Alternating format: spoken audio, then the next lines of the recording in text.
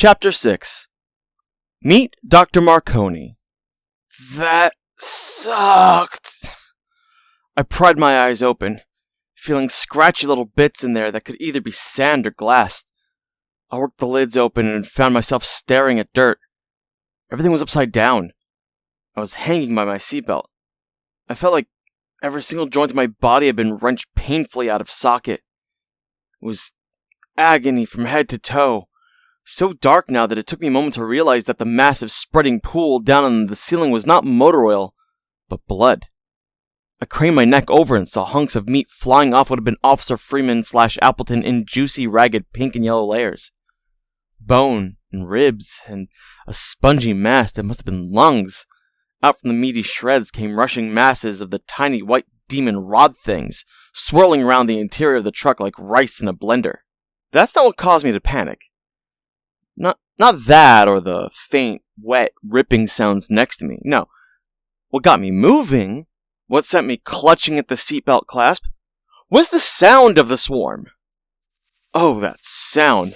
Not something coming through my ears at all, but a kind of shrill electricity in my brain.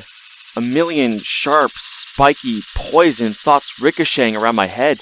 Imagine 50,000 men trapped on a desert island, deprived of food and water and sex, but somehow kept alive for 50,000 years. Then, after they've been tormented 100 steps beyond insanity, tortured past self-mutilation and cannibalism, somebody drops off a sculpture of a naked woman made from T-bone steaks.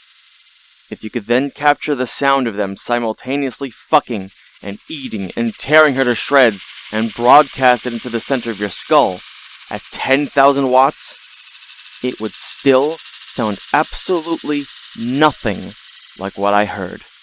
It was madness and desperation and deprivation and torment gone supernova. Screeches and howls, and sprinkled in here and there my own name. It blew every thought out of my head, tore my mind open. I was frantic, padding around for the clasp of the seatbelt with hands shaking like a Parkinson's patient. I could vaguely hear actual screams around me, right from the backseat, but they might as well have just been 1,000 miles away.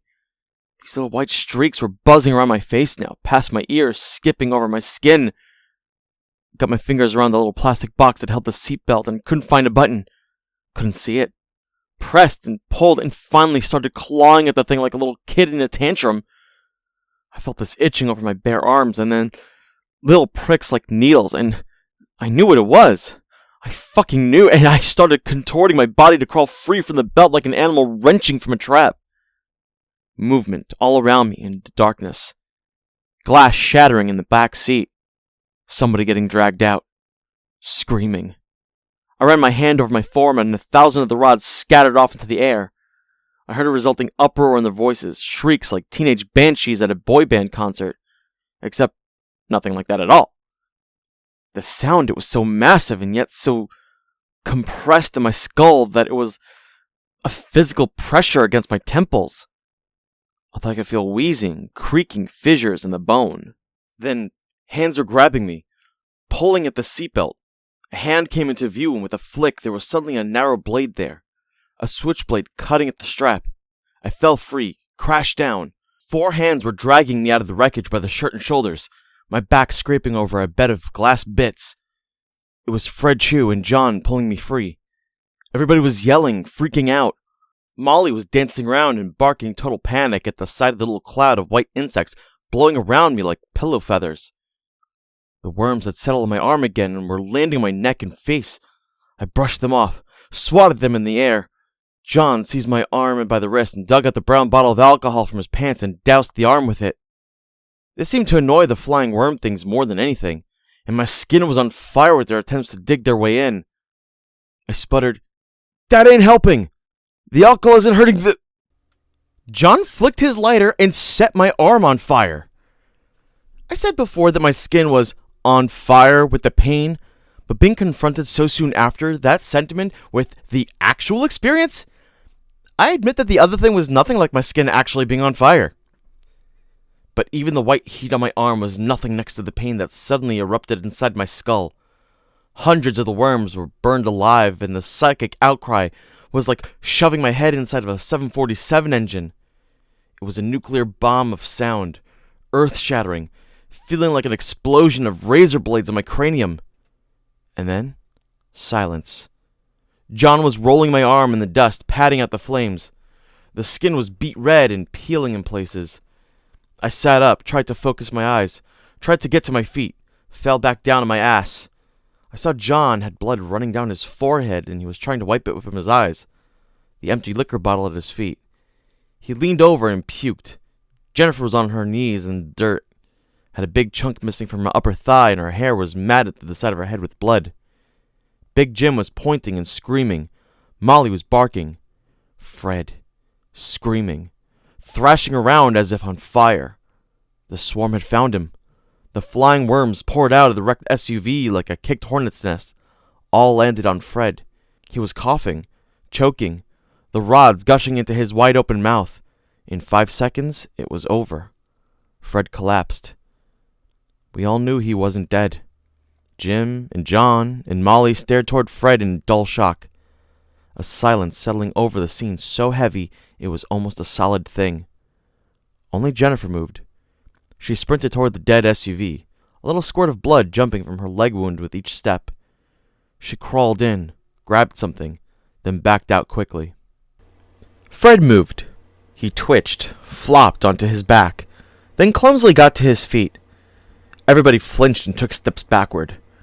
I forced myself to my feet over the protest of my leg muscles. Fred, if it was still Fred, looked confused for a moment, then brushed himself off and said, "It's okay, guys. I'm okay. I'm okay." Jennifer ran up, and I saw what she had retrieved from the SUV. It was Morgan's shotgun. The thing was gleaming in the moonlight with a layer of tacky blood. Without asking, Jim took it from her and checked the chamber to see if a shell was loaded.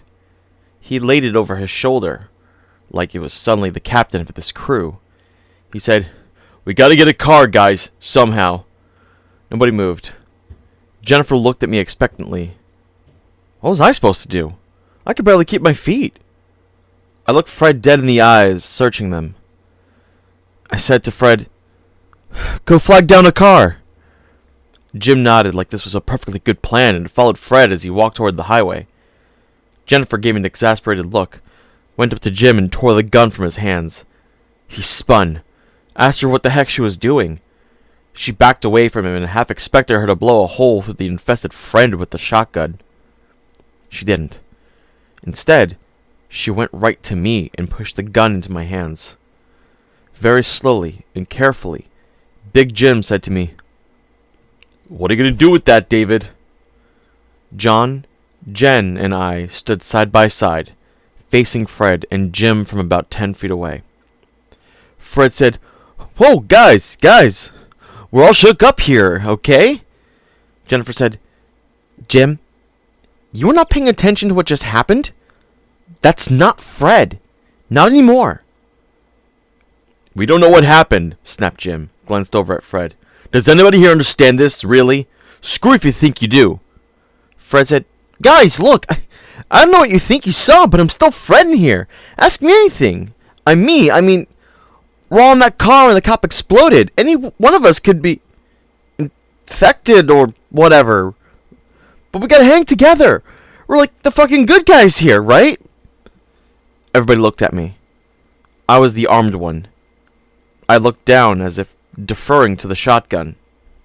It was cold, heavy, and sticky with Morgan's blood. A breeze blew past us. From my right, Molly let out a low growl. I closed my eyes, let out a long breath, and said, "Go flag down a car."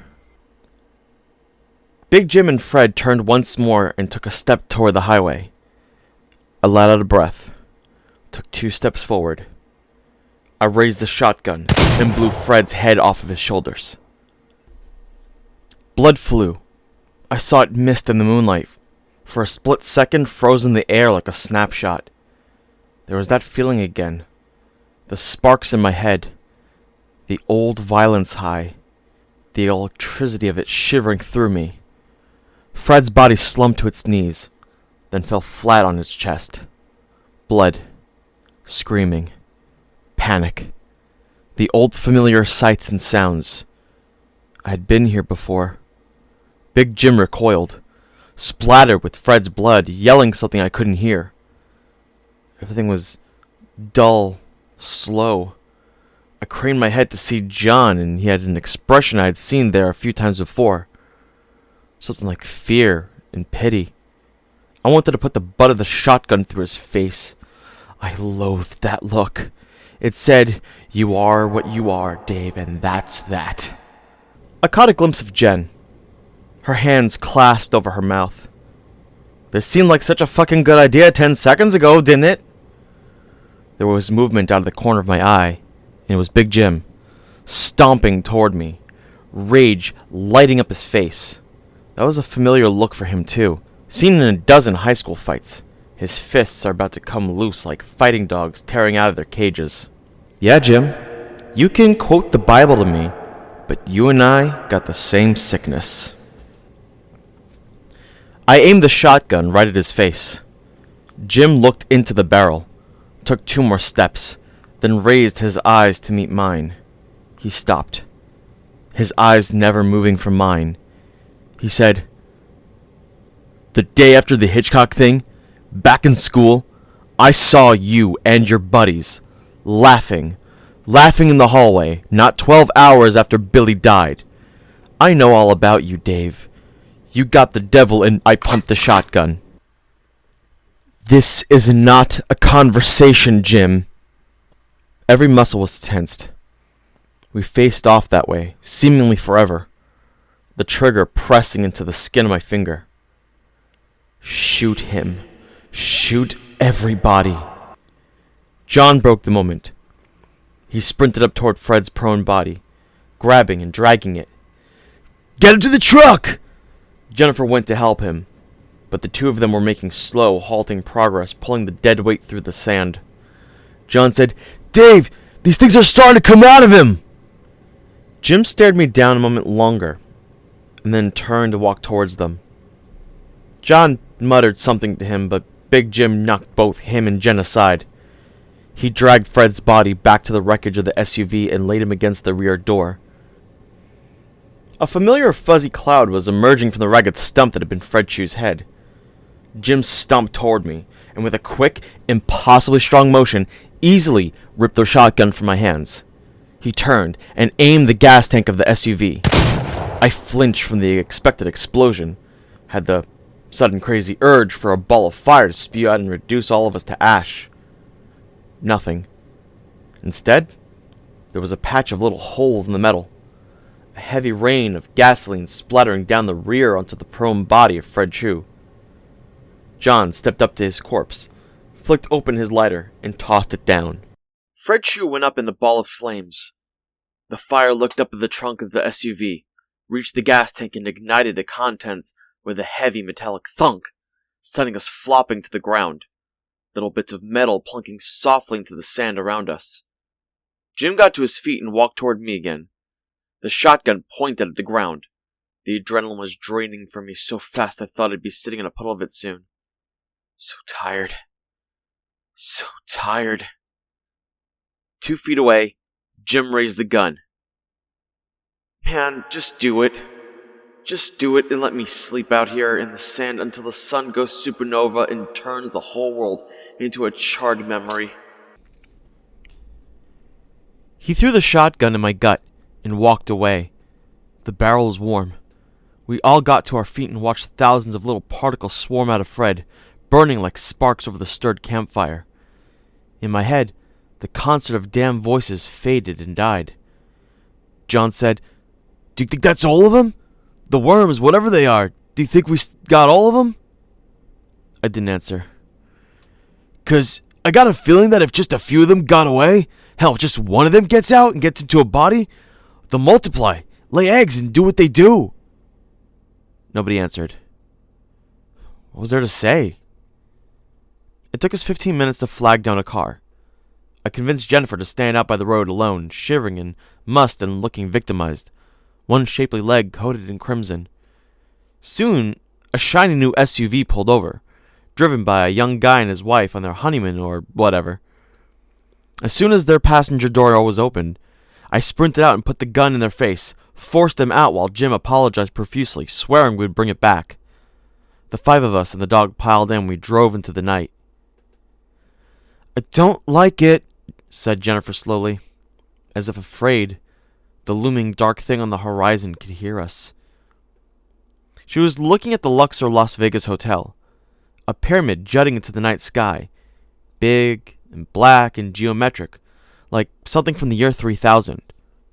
We were parked in the lot of a massive neon-lined steakhouse, maybe a quarter-mile away. All of us beaten and stinking of smoke and looking like war refugees. We had ducked into a truck stop restroom just outside of the city and washed as much blood off of ourselves as we could. Jim spat out 2 teeth. John was pretty sure he had a concussion and would still be vomiting if he had anything in his stomach. I had double vision in one eye, and in general, I felt like I had been run through a wood chipper. We bought 4 first aid kits and fixed ourselves up as best as we could. Jennifer patched her thigh with a roll of Ace bandages and a tampon. We bought armloads of convenience store food and sat eating as we drove around looking for the Luxor. This parking lot was as far as we got before somebody asked what the plan was. "The Justin thing is in there, right now," Jim said, nodding toward the Luxor. "So what are we waiting for? This whole thing, it could be going down right this minute for all we know. We're on here doing nothing." John said, "If he summoned Satan, we'd see it from here, right?" This was the most any of us had spoken since the accident and the ensuing clusterfuck. I said, "First problem is we gotta get into this thing. Guy like Marconi probably tracks a lot of nut jobs. Gotta think the doors would be guarded, and I don't particularly feel like shooting my way in there." Jim said, "Think, David. The seance or whatever it is happening inside a casino. You won't get 5 feet inside the door with a gun before 9 guys in suits tackle you. And shove your head in a vise," John added helpfully. I said, "Well, I don't like our chances without the gun. Unless Jim wants to try to quote Bible verses at it." Jennifer put up her hands, said, "Guys, let's not make this a dick measuring contest, okay?" There was a silence for a moment. Then John said, "That's good, because it won't be no contest at all." Silence again. "That is, I'm referring to my cock being bigger than either of yours." I sighed and said, "John, I don't think anyone in this vehicle is in the mood to—" "John, let me make one thing clear," Jim said, cutting me off in his most stern evangelical voice. "Every man is blessed with his gifts from the Lord. One of mine happens to be a penis large enough that if it had a penis of its own, my penis's penis would be larger than your penis." There was a moment of stunned silence. Then I heard Jen start laughing so hard I thought she would choke. "Fuck all of you," John retorted. "You don't even exist. We're all just figments of my cock's imagination." Jim tried to suppress his laughter and failed. One more victim sucked in by John. You get in the room with him and you just fall into a warm pool of beer and video games and penis jokes, staring at the universe with him and saying, "Do you believe this shit?" I thought, not for the first time, that John could start a pretty fucking successful cult. I looked down at the shotgun on my lap. A heavy, cold, hateful thing still coated in grit and blood. I noticed something else. A broad lump in my pants pocket. I dug into it and pulled out the folded envelope of cash I'd gotten from the alley guy yesterday. I wondered if I wound up not using it if I should find the guy and give it back to him. From behind me, Molly barked. John was looking off across the parking lot now, where a massive customized RV sat like a beached whale. Behind it was an 18-wheeler painted white with neon outlines, some kind of logo airbrushed on the side. He asked, "I wonder what's in there?" Big Jim said, "Shipments of fags, probably." The asshole's a comedian all of a sudden. This seemed to anger Molly, who stared out of the windshield and went into a barking frenzy. I reached back and for the first time in my life, smacked the dog across the nose with an envelope full of cash. Jennifer said, "Thank you." John said, There might be some clothes in that RV. We could change, look normal. Get Dave an overcoat and conceal the gun. Then charge into the Luxor, find Justin and open a can of kill ass. We can't break into somebody's RV, I said. John squinted at the logo on the side of the trunk. That RV doesn't belong to a person. It belonged to Elton John. You know, the band. Jen said, Seriously? Molly retreated to the rear and started biting at the luggage the newlyweds had stacked in it. They probably had packed some sausages in there or something. John said, Yeah, look at the sign. I bet the truck is their concert stuff. Jim said, Elton John is a guy, not a band. Please don't get him started, I said. There was the one video where he was in different outfits and... For the last time, those are all different guys, Dave. I looked it up. They're brothers. Oh, Jesus, forget it. Who cares? I gripped the shotgun and considered shooting myself in the head. A slow smile spread over John's face. He turned to me and said the 5 most horrifying words he knows. Dave, I have a plan.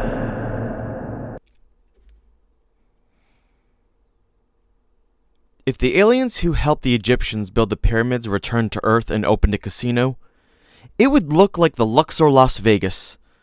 The thing was massive, gleaming, black glass pyramid with a line of white lights that pulsed up its 4 corners.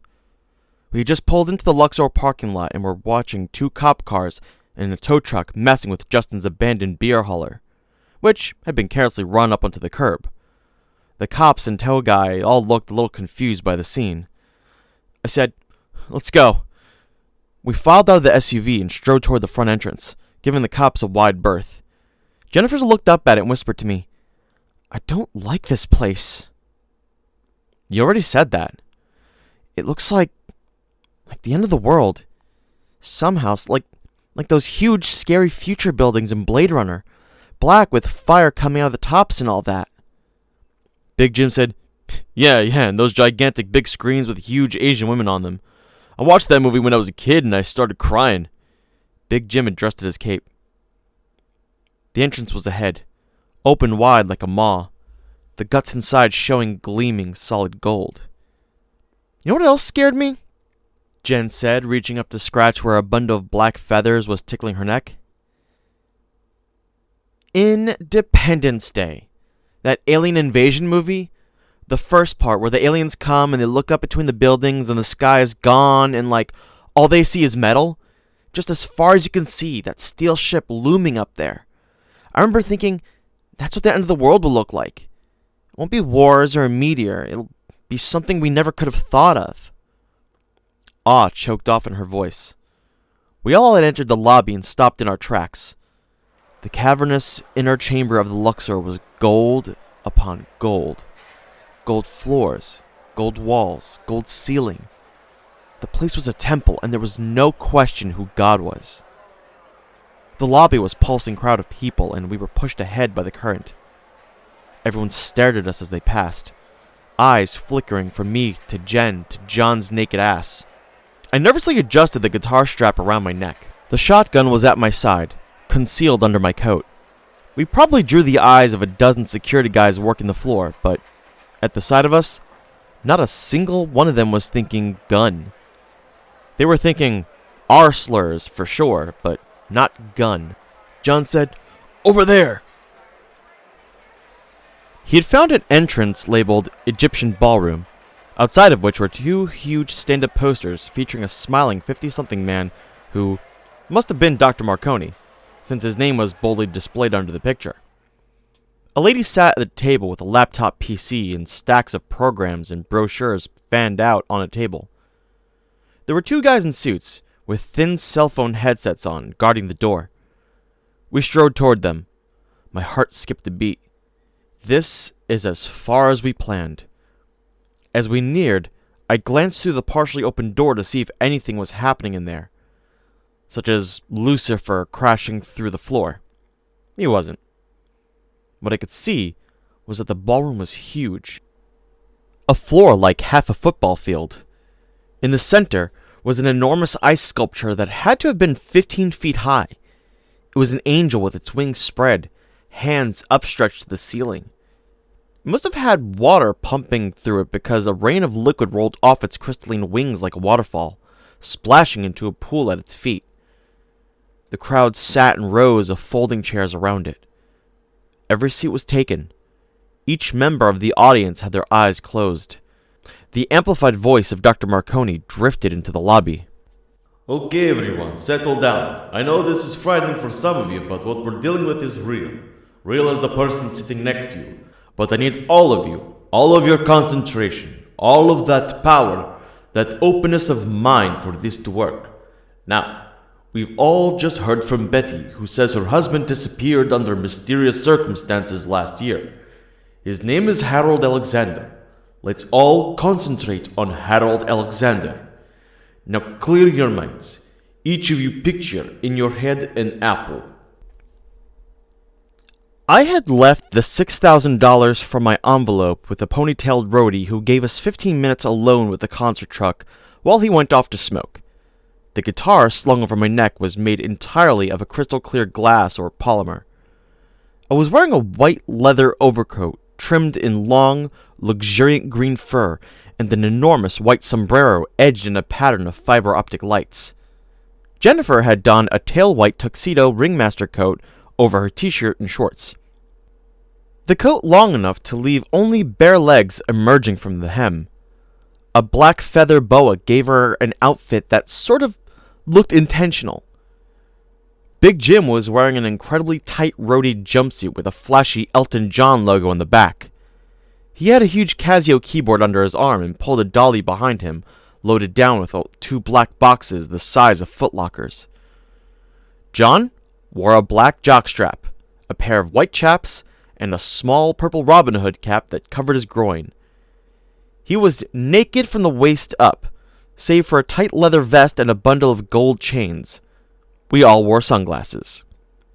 As we arrived at the table, Marconi's voice boomed. Now, everyone be calm. Who's next? Does anyone else have someone they'd like to contact? The guards and check-in lady stared at us in confused amusement as we approached.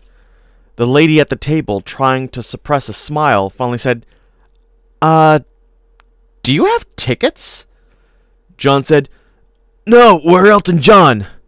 We're, the band, I said, cutting him off quickly. We're playing in there after the seance. Show us the back entrance and we'll... Dave! Shouted John. Look! It was Shitload. He was at the far end of the ballroom, shuffling between seats, moving toward the stage. He wore an ill-fitting suit jacket, jeans, and a cowboy hat that we knew covered a lumpy head wound.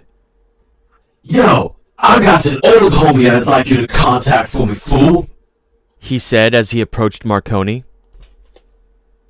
Dr. Marconi's smile faltered at the sight of Shitload, limping with joints bent at odd angles, his body puffy and stretched as if ready to burst. The jacket didn't completely conceal the gaping shotgun wound in his midsection. Shitload said, His name is Korok, the slave master from the 8th plane, also known in some realms as in others as Lord Zank Albaskill Shad Ulzdaz Likazanaksnats. The guards and the door lady all turned their attention to him, not sure if this was part of the show, but sensing something was about to go way, way wrong. I stepped up to the door and ran my hand along my side, felt the long, rigid shotgun hidden behind my overcoat. I was about to tell the door lady that we were in the midst of an emergency that only rock and roll could solve, and thus had to be let in at once. Gun! It was the guard to my left.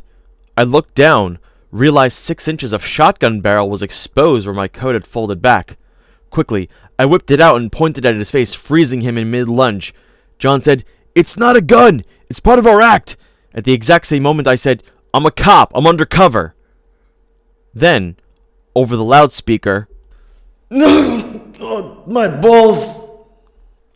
I spun and saw Dr. Marconi fall to the floor, grabbing his punched groin. Shitload loomed over him. Gasps rippled across the audience. I sprinted into the ballroom, guards muscled past me, rushing the stage. Shitload punched the first guard in the groin so hard it flung his body back 5 feet. The other retreated. I raised the shotgun, leveling it at Shitload. "Freeze!" I shouted, for some reason. A lady screamed at the sight of the gun. Shitload turned his back to us and leaned forward. His pants split. A fleshy, puckering protrusion formed and pushed its way through the slit, looking like the end of a flesh trumpet. With a bassy thump and a smell like burnt sulfur, Shitload farted himself far into the air. The crowd went wild, chairs clanging down all around us. I tracked Shitload with the barrel of the shotgun as he climbed a hazy contrail of shimmering methane. He landed atop the giant ice angel. Shitload crouched on one wing, raised his arms in a touchdown motion, and said something at the top of his voice that was probably very profound and ominous, but was drowned out by the absolute bedlam in the crowd below. I fired. Shitload exploded. Hey, that was easy. An eruption of blood and hamburger stained the wings of the angel red and pink. I felt a momentary euphoria of victory, ready to be carried off on shoulders. I should have known better. Out of Justin's guts poured not the white buzzing worms, but a shower of black specks that could have been coffee beans.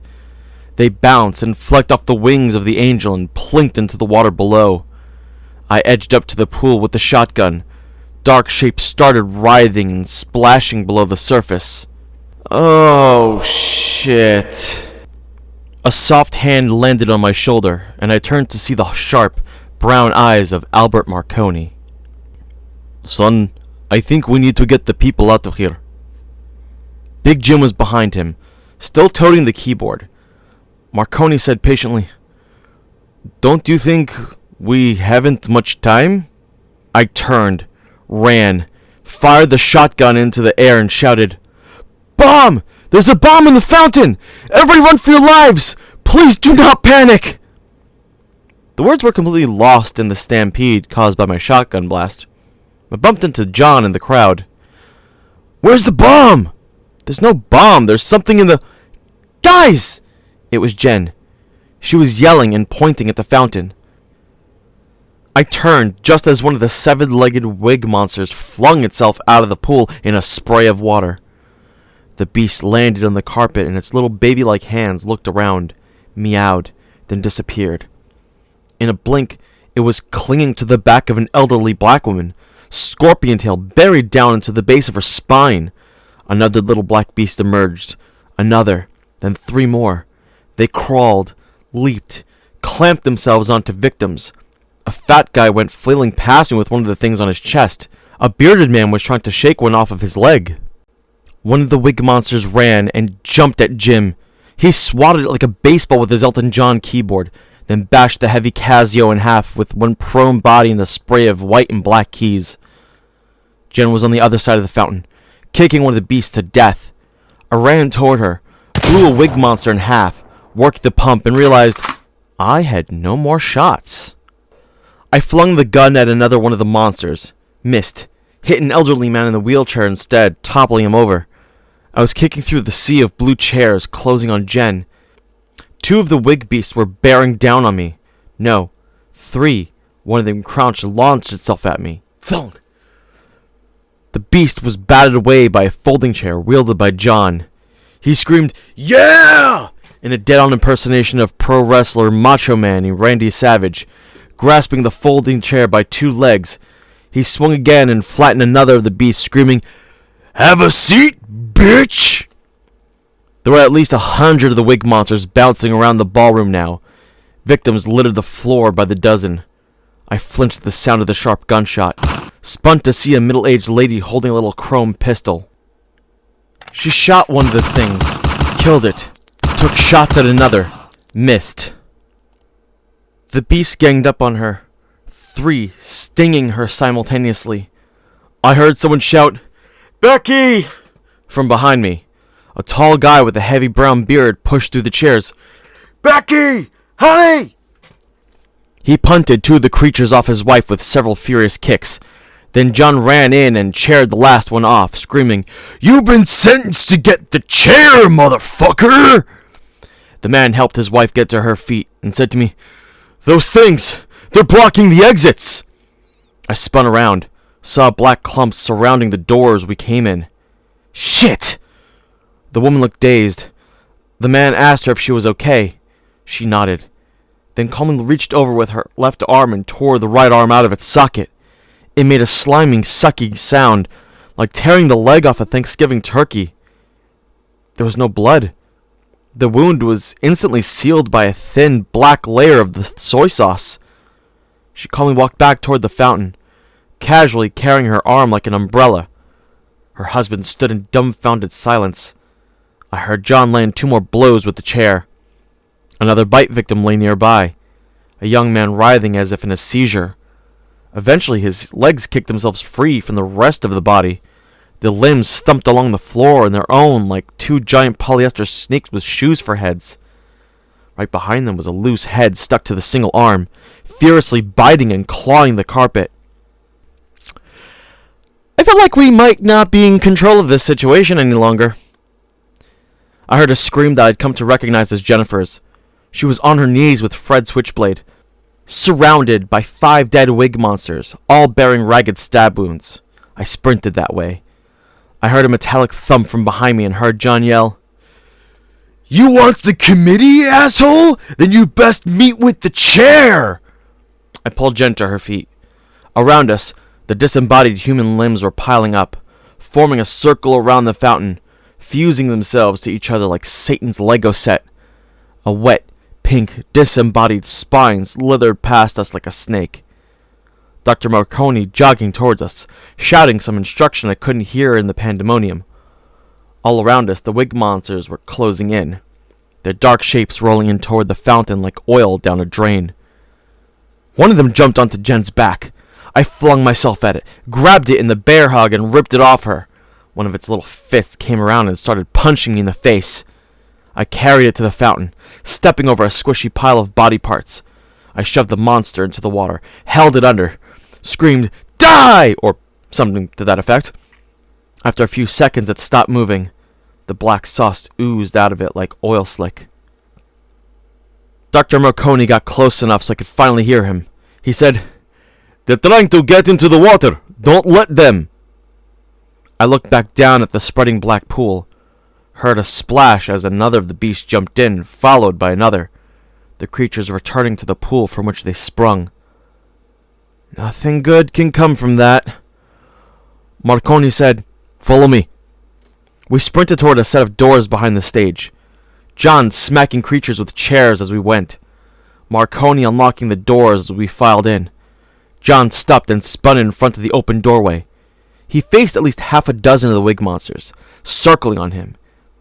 He whipped the chair around and actually split one of the things in half with the impact, spilling a spray of blood that was reflective, like mercury. John bellowed, "Anybody else want to donate blood to the charity?"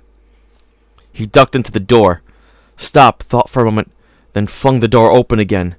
He swung the chair and bashed one monster right in the wig, screaming, "There's some dessert with a cherry on top!" God damn it, John. He came back in again, breathing heavily, slamming the door just as something thumped against it. I said, "How about we just stay here until they all leave?" Dr. Marconi took off his glasses and cleaned them with a handkerchief. John said, "What's happening to them out there? The bite victims?" He looked at Marconi. "We've got friends who took the soy sauce, the venom those things out there spit out. Almost all of them died, but not like..." "Out there, you have a room full of true believers," Marconi said sadly. "There's a shift that goes on, you see, physically and mentally and spiritually. They were ripe for this." Something hammered against the door, and one hinge popped out in a burst of plaster dust. Big Jim and John leaned against the door to brace it.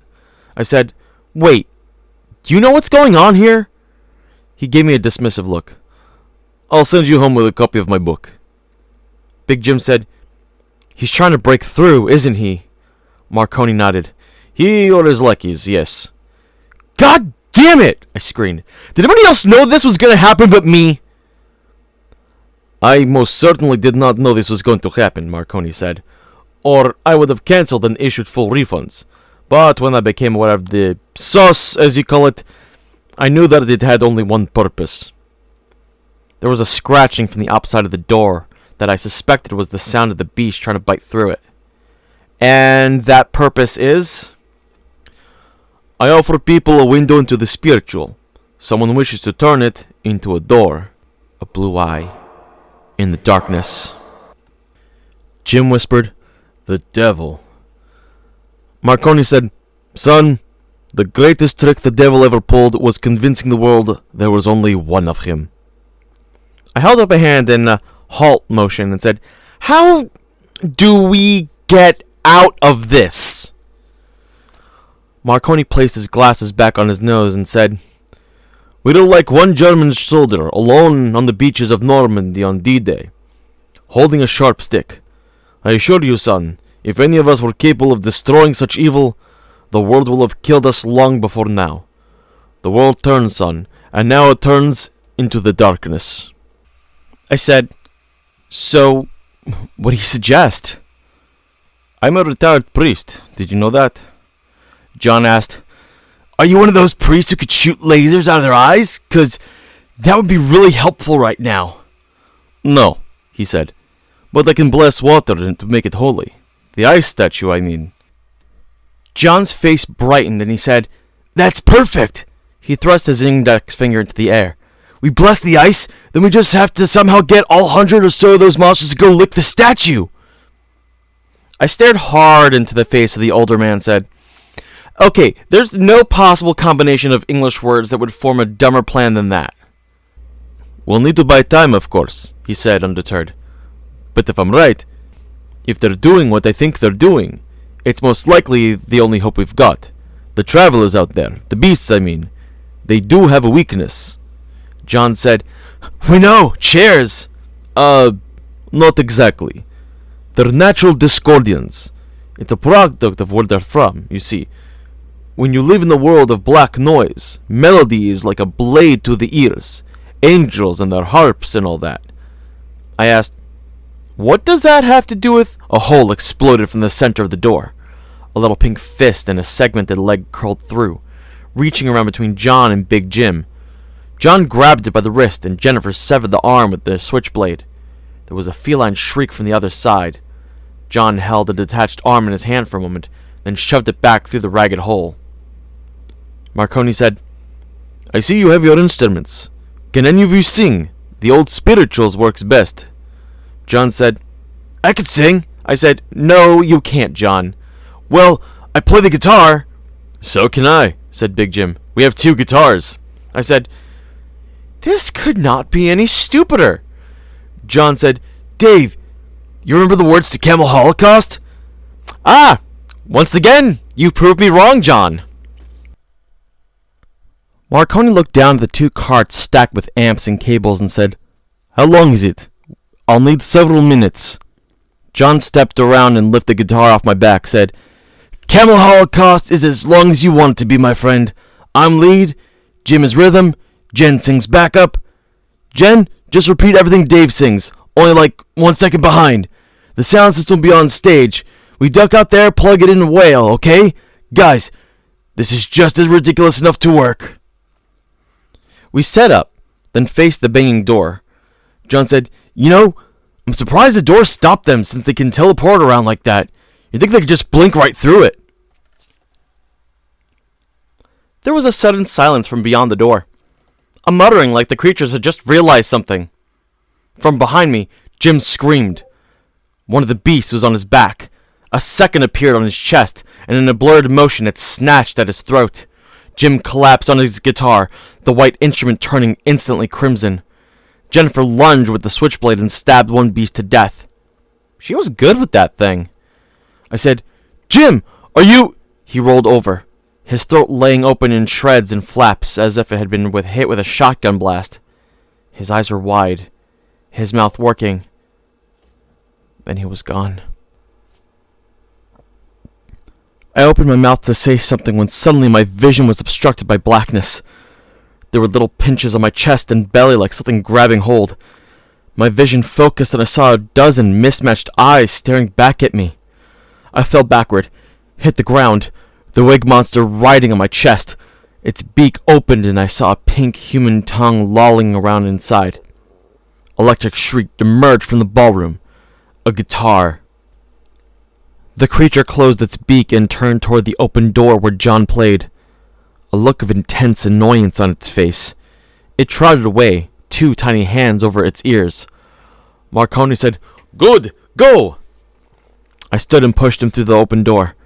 John played his axe with his legs spread apart, holding the guitar low to the ground. I sprinted around him, grabbed the mic off the stage. For a moment I was speechless. The base of the fountain was now hidden behind a 7-foot-high circle of stacked body parts, the ice angel rising from the center. The remaining wig monsters gathered around the perimeter, facing inward as if it was waiting. There is no possible way this is actually happening. Well, might as well go with it. I clenched my throat, filled my lungs until my diaphragm pushed out against the gold-plated belt I was wearing, and screeched. I knew it, man.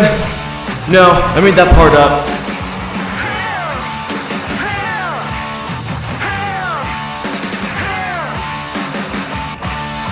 The creature spun our way, donned some very disappointed frowns, backed away. "Brilliant!" shouted Marconi. "You're really annoying them! Let's move!" He pushed forward toward the fountain, the sound of the music thundering through the room, scattering the beasts before like a leaf blower. One of the wig monsters spat at me.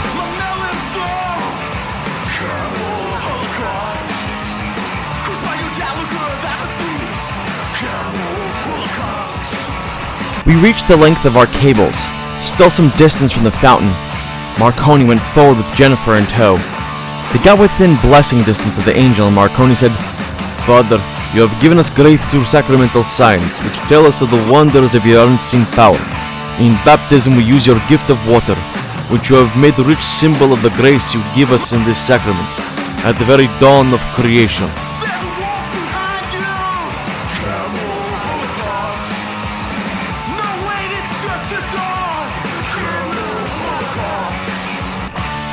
We hit the first solo. John ripped into it. Several of the wig monsters were now chewing on John's guitar wire. The sound died into faint, pathetic guitar pluckings. The monsters lurched toward us en masse. John, thinking quickly, ran over and snatched the microphone from my hands. He began making guitar sounds with his mouth.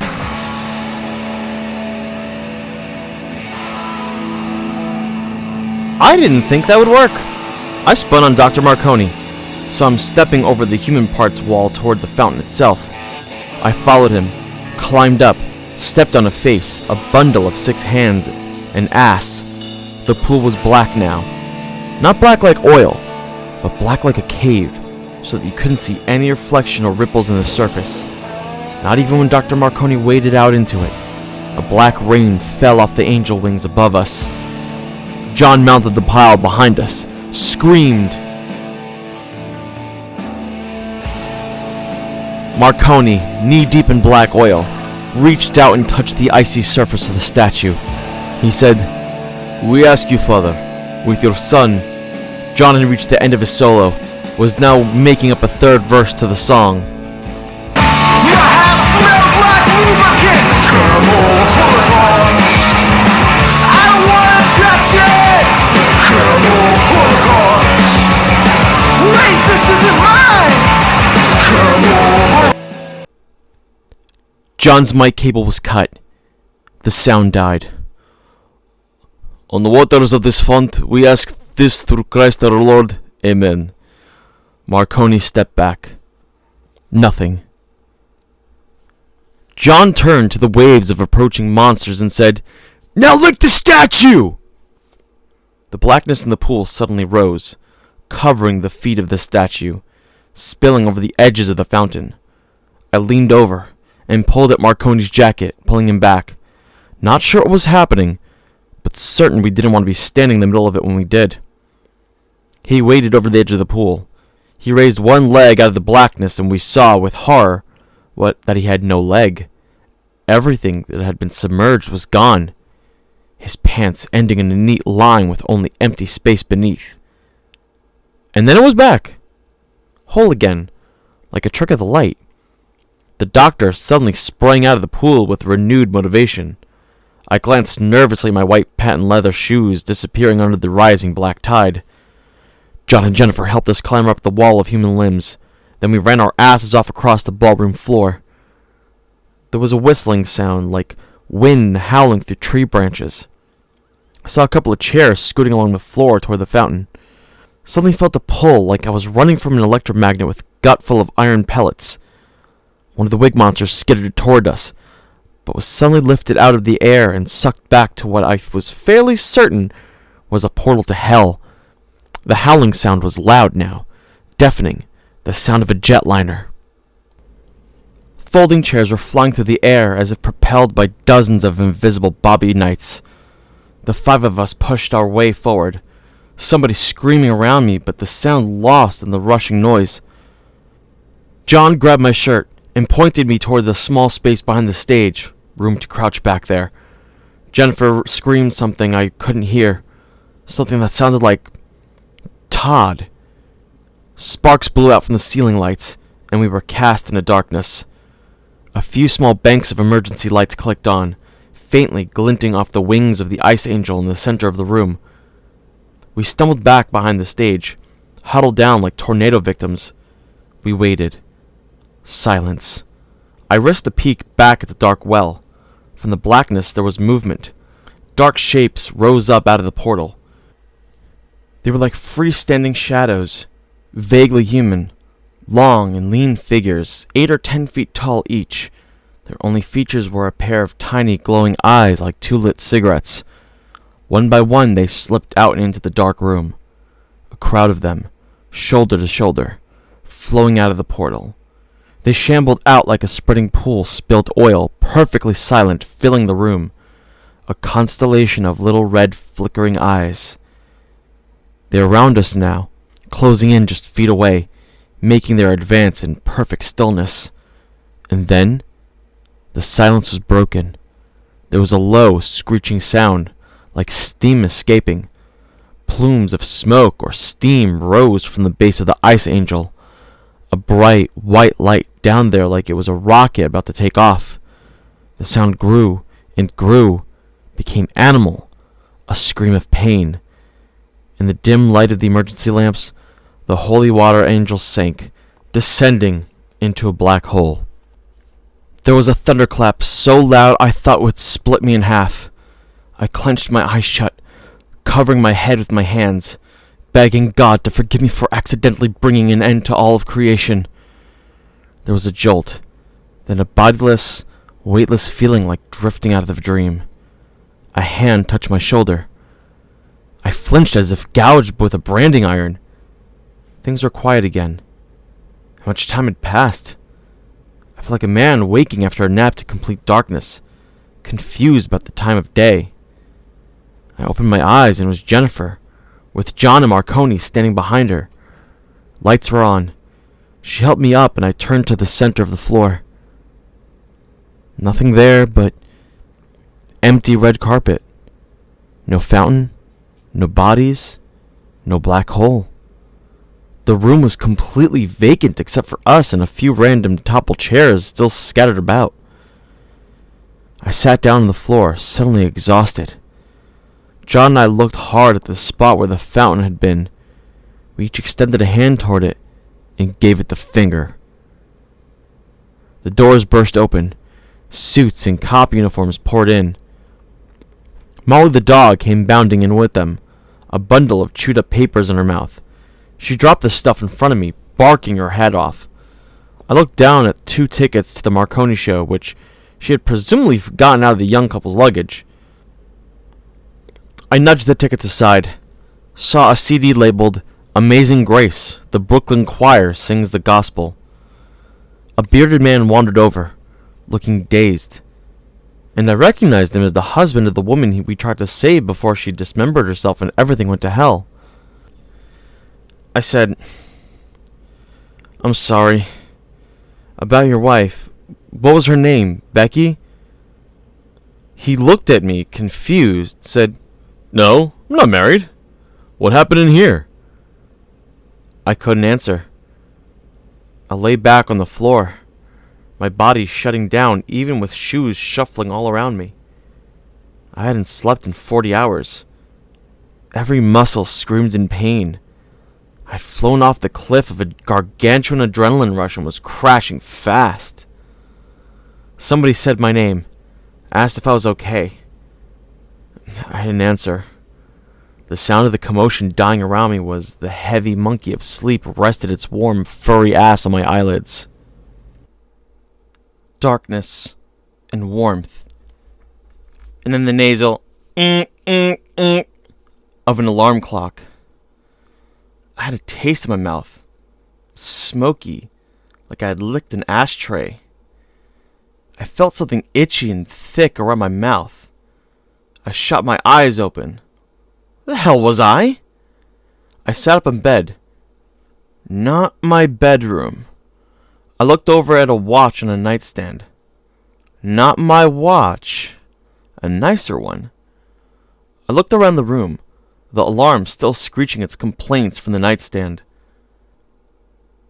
I found a mirror. There was something dark on my face, and I slapped my hand to it. Hair. I climbed out of bed and walked toward the mirror. I had a thick, full goatee. What the hell? I sat heavily on the edge of the bed. Whose room was this? A voice from behind me said, "Are you gonna get that?" I fumbled around and found a button on the alarm. Jennifer Lopez was in the bed. And I mean the actress.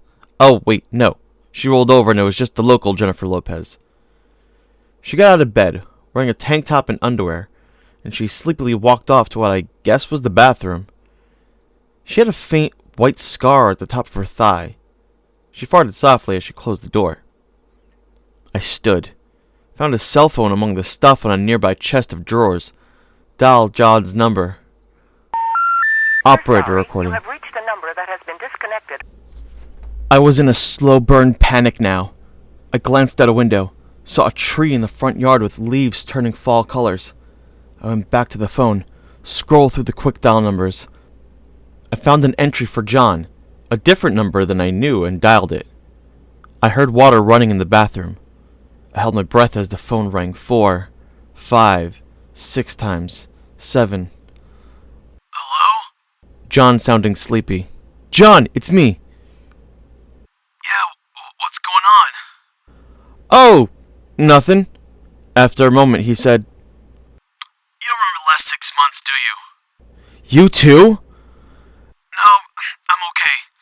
This will be the 4th time it's happened to you, though. You lose everything since that night. Is Vegas the last thing you remember? "Yeah." I think it's a side effect of the sauce. Come into my...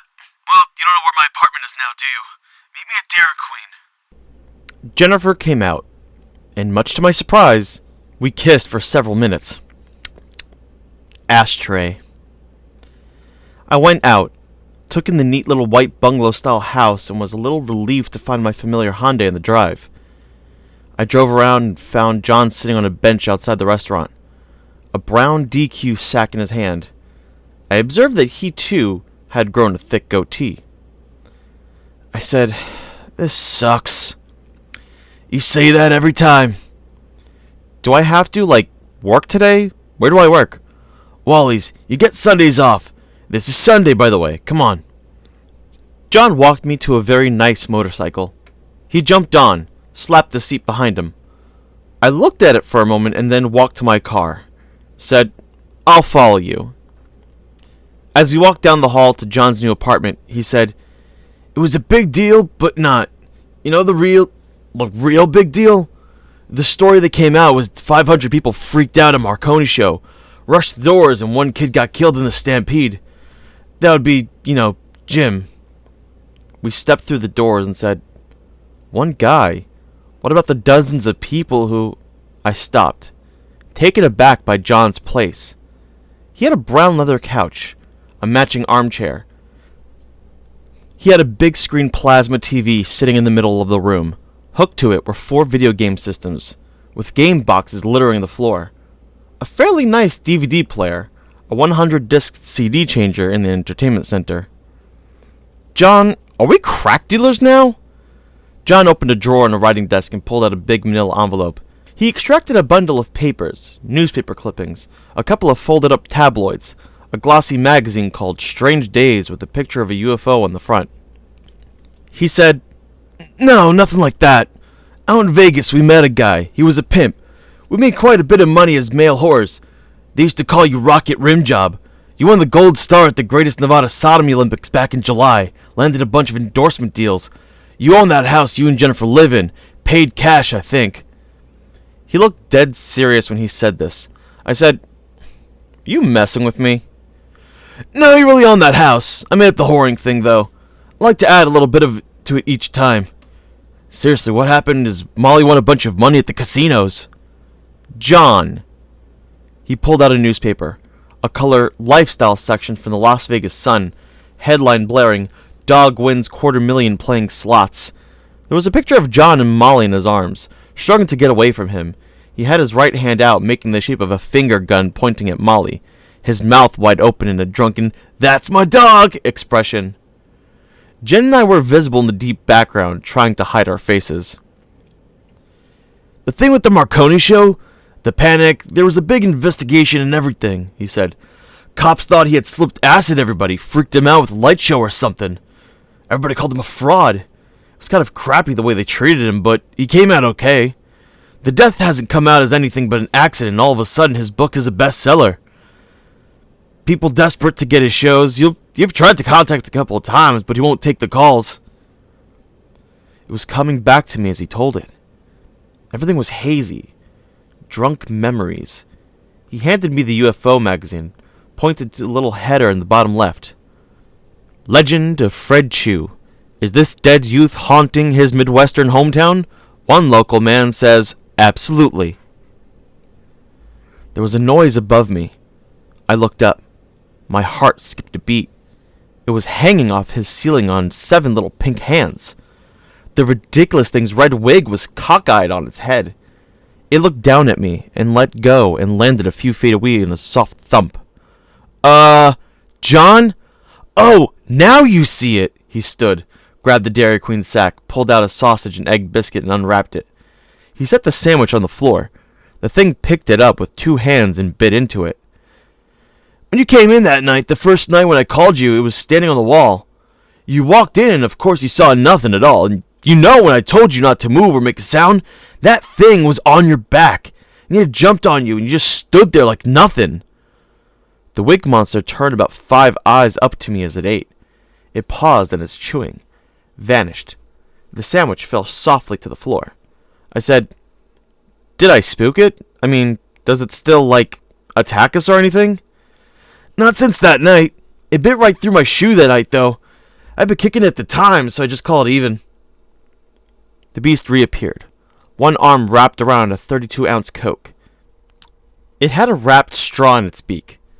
John pulled out the straw, unwrapped it, and poked it into the cup lid for it.